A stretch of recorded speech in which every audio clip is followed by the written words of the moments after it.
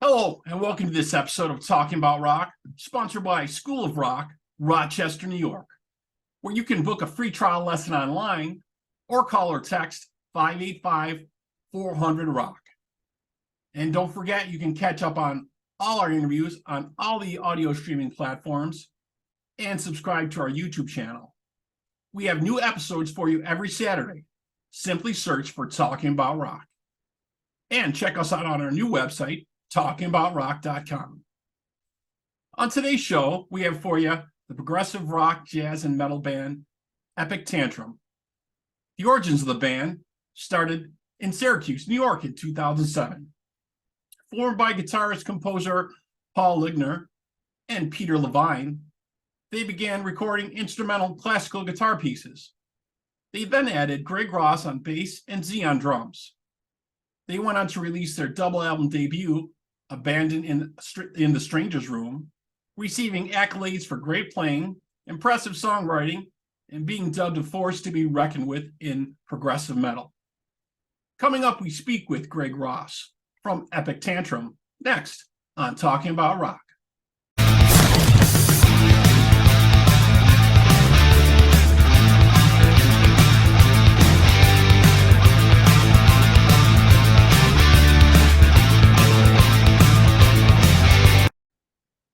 Okay, joining us now, we have Greg Ross from EPIC TANTRUM. Hello, Greg. How's it going, man? Good. How are you doing? I'm doing great. So you guys have been dubbed one of the exciting up-and-coming bands in progressive metal. Yeah, which is a weird thing because I don't really know that fits, but we'll take it. We'll take a compliment wherever we can get it. So yeah, Right. I'll take it. Your sound is very diverse. Your songs are not all the same sound. It's a little of a mix, right?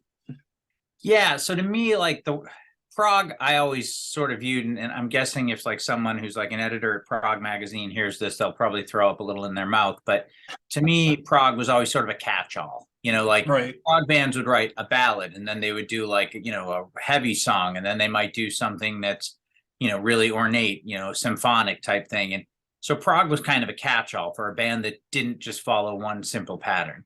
So I guess in that way, we've kind of fallen into that prog world. I don't really think we're a prog band. I don't know where we fit, which is, I think, a compliment to us, in my opinion. It makes it hard when you're trying to market the band. So someone said progressive metal, so we went, yeah, sure, whatever. Right, because it's like I said, it's very diverse. And so when you joined the band, I think, was it 2016? Much of the abandoned side of the album had already been written, correct? Yeah, so I'm not really sure. There's some weird takes on the band's history, which we probably put out there. So Peter and Paul, well, the origin story of the band is Peter, Paul, and I all took guitar lessons from the same person here in Syracuse, Gordon Moore. Peter and Paul were the good students. They're the golden students, and I'm the one who messed around. So I play bass and they play guitar. And Peter and Paul are absolutely brilliant guitarists. If they lived in New York or Nashville or LA, they'd be session guys, touring guys. I mean, they're top-notch players. They just live in Syracuse and went a different way. So they were recording classical music pieces together and just enjoying doing that. And that's kind of where the origins of the band kind of started. And then they started writing and bringing Z in, and then they brought me in, and the album kind of came together in parts. And then after I joined the band, when it was actually like a full band, the songs started to morph and change. So the album that you have over your left shoulder there, Abandoned in the Stranger's Room, is a double album. Side one is all studio recordings, and then side two is live, because when I listened to what we sounded like live, I felt like we were the same band, but different. And I wanted to present both sides of the band. Yeah. So the long version of it is, yes, a lot of it was written, not all of it. But yeah. And now it's a very different world. Now it's all, the four of us arguing over every little moment of each song.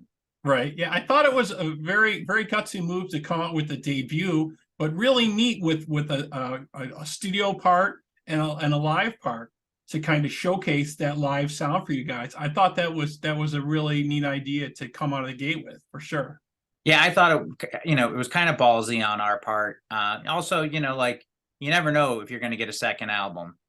And, there's a lot of bands that you hear and you're like, well, can they pull it off live? And Right. I was like, well, we can pull it off live. Right. That's And always the second question after you hear the album. It's like the tracks are great, but yeah, right. can they do it live is always the real question behind it, right? Exactly.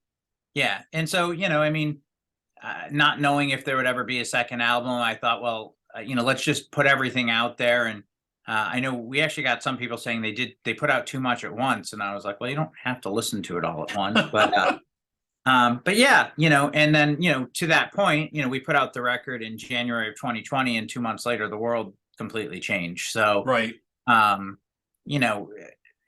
timing of that was terrible, but on the other hand, it kind of fell into like, let's put out what we can now, and and if people like it, great. Yeah, well, I think that some of the tracks are amazing on it for sure, and the live tracks really stand out to me. And I wanted to check one real quick here. Maybe you can tell us a little bit about it. Fables of Fortune, I thought was really cool live track on there. Yeah, and it's funny that that's almost a perfect example. So Fables on the studio side is not as dynamic as we play it live. So I try to explain to people, we're not a jukebox band. Every night, every time we play a song, it's going to be slightly different. And my drummer, Z, no one knows his real name. I think he's in witness protection, but he won't admit it. Right, I was reading he just wants to be known by Z. So yeah, okay. It took me 2 years to find out his first name. So he's really an intuitive drummer. He's like an emotionally intuitive drummer.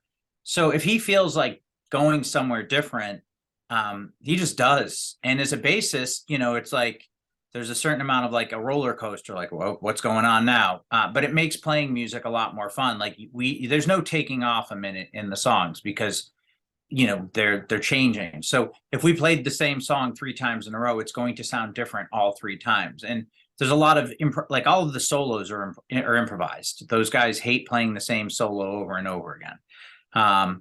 So a song like Fables, the way it sounds on the studio side and the way we're playing it live was just so dramatically different. There's so much more energy live. And depending on, that's a solo that Paul does, depending on where he's going with the solo, that sort of middle section can go from like 2 minutes of soloing to like 5 minutes. Like if he's just feeling a solo, and then it's kind of up to Z and I to keep the rhythm section interesting in the background. So that's a perfect example of like why I wanted both sides of the album, both sides of the band to come out. Yeah, I think it's a great track. And I'm going to take a quick break here. We'll check out the video for Fables of Fortune, and we'll be right back here with Greg Ross on Talking About Rock.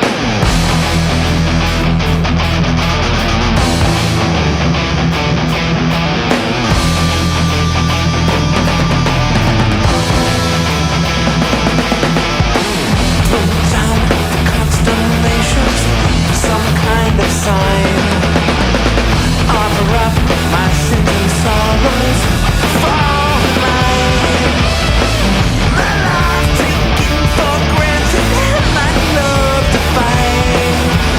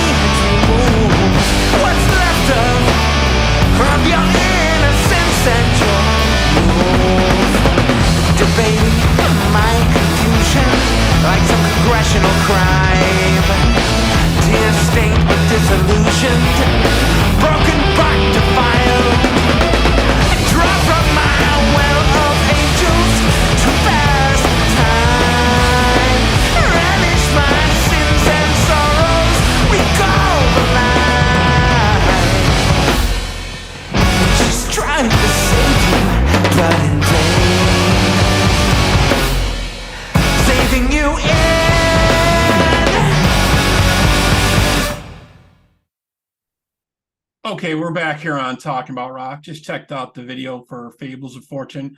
Really great, man. I really like, the live tracks that you did with this. And you did some other interesting stuff too. I was looking back in your timeline a little bit. You did a virtual online performance a while back for, I think, for Crew Nation or something, right?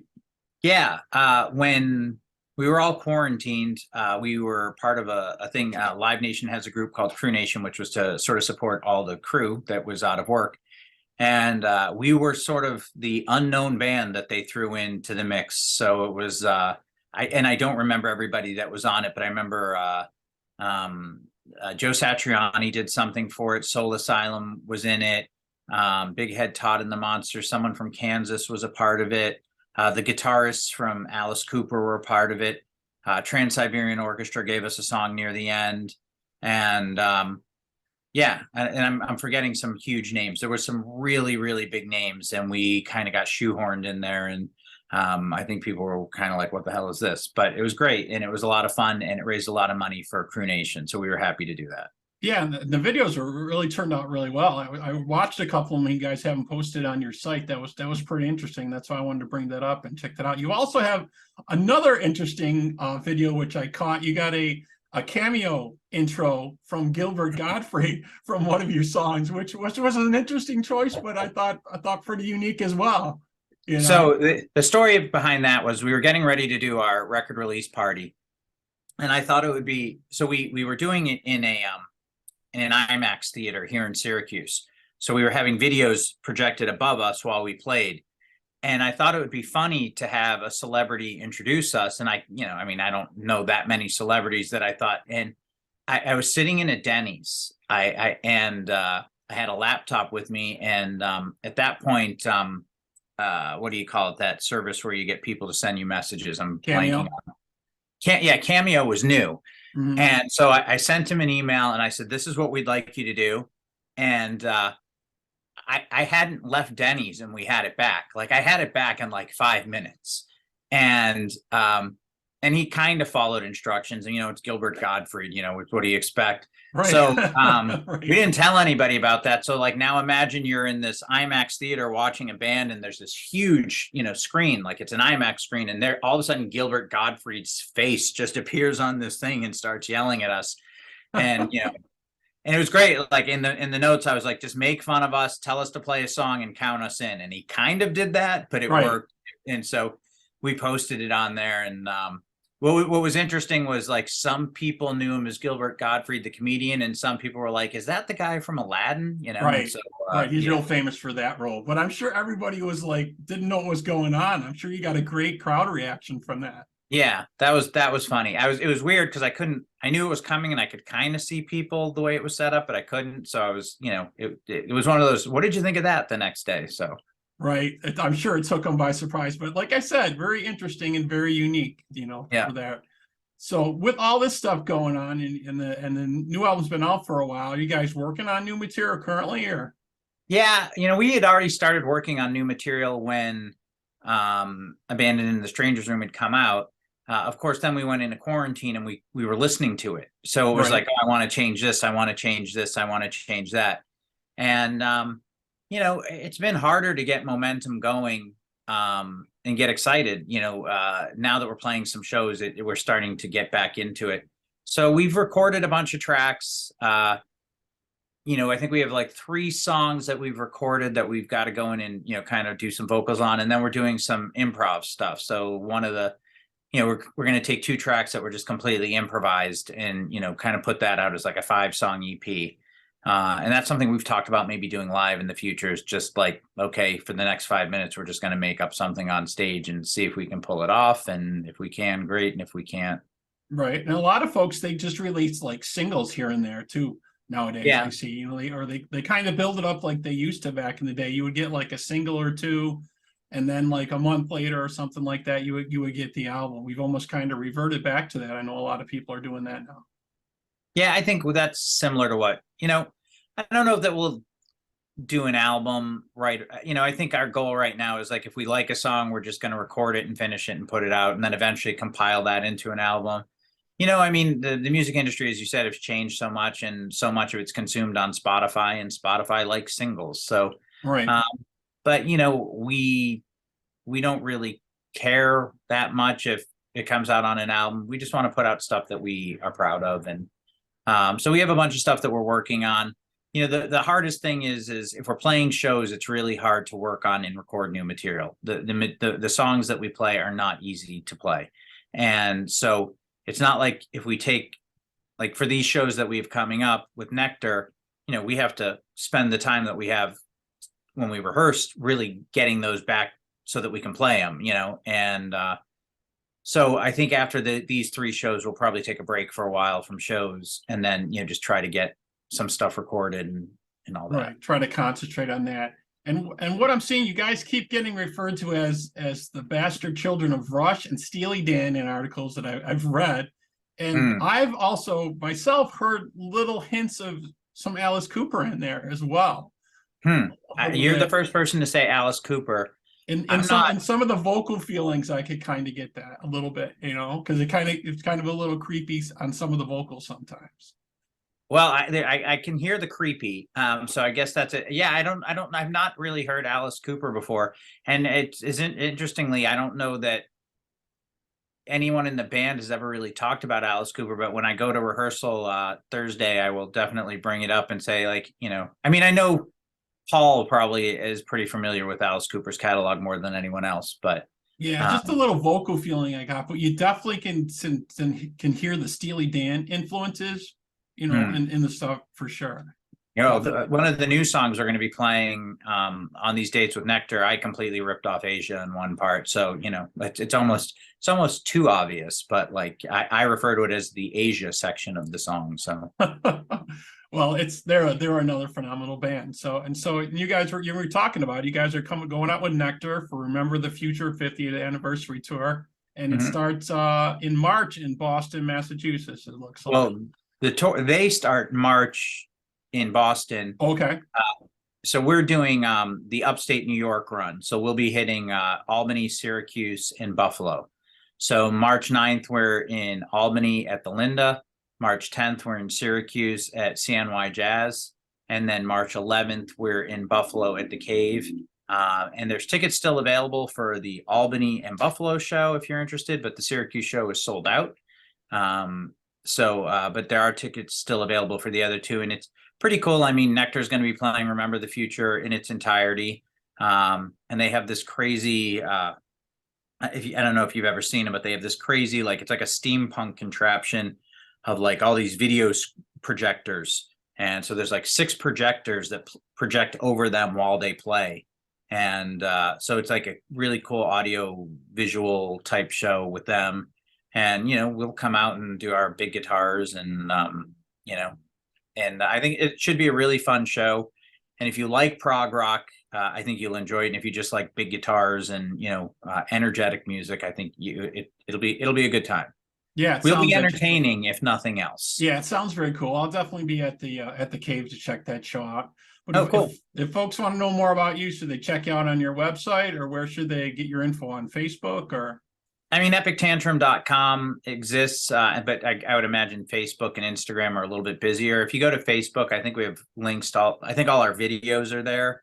And that would be the place to go. And there's links to get tickets to the Cave and the show at the Linda as well on the website there. Yeah, that sounds like a great tour. So folks out there, check it out. They'll be going out with, like we said, Nektar for Remember the Future, the 50th anniversary tour. They'll be hitting some spots in Albany, Syracuse, and our own Buffalo, New York here on March 11th. So that's so great. Thank you, Greg, for stopping by and chatting with us today. Yeah. Have you been to the Cave? Anything we need to know before we get there? I've been to the Cave before. So what I kind of liken it to, it's like a whiskey cigar bar. It's very nice, like leather, wood, nice stage. It's a more intimate type of stage. It's not a large venue, you know what I mean? But it's nice, and it has a really good sound quality. Okay, so it sounds a little too fancy for us. No, I think you guys will enjoy it. Cool. Yeah, well, it'll be great. When you get to the show, please come up and say hello. It'd be great to actually. Oh, and thank you for the shirt and the CD. That was really great of you. Thank you so much. Oh, no problem. Well, Yep. and thank you for interviewing us on Talking About Rock, and hopefully someone from the School of Rock in Rochester is watching, and they'll come to the show as well. Yeah, I will definitely be talking to them about that. So cool. So, Cool. all right. So if you folks out there want to know more about us and you have comments or questions, you can feel free to email us at talkingaboutrock@gmail.com. You can like us and follow us on Facebook, Instagram, and Twitter. And for this interview, the video will be on our YouTube channel and also dropping to all the streaming services as well. Greg, again, man, thanks for being with us tonight. Thanks. See you next week. All right. Bye-bye now.